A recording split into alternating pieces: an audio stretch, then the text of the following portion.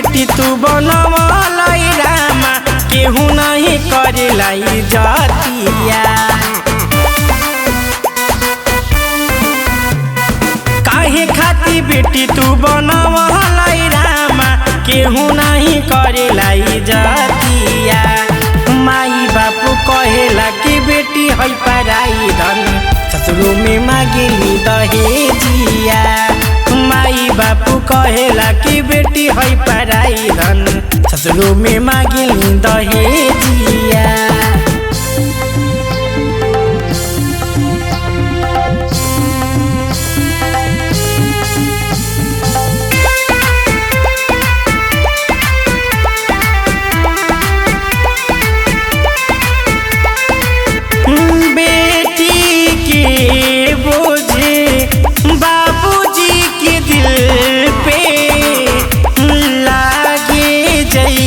से पहाड़ होला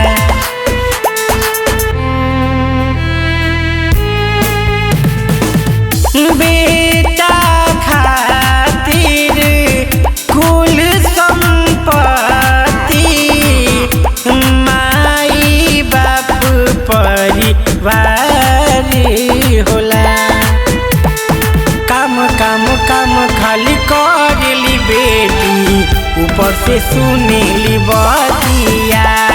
माई बापू कहेला कि बेटी है पराई धन ससुरो में मांगेली दहेजिया।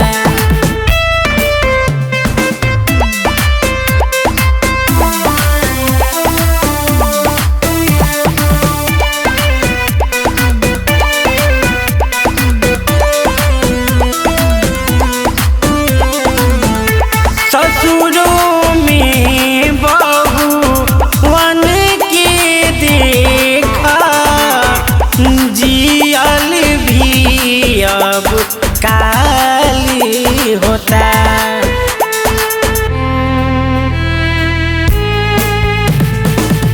अपने ही घर में नौकरानी जैसे उनका संगे व्यवहार होता। कैसन किस्मत लिखल रामा बेटी के होता दुर्गतिया।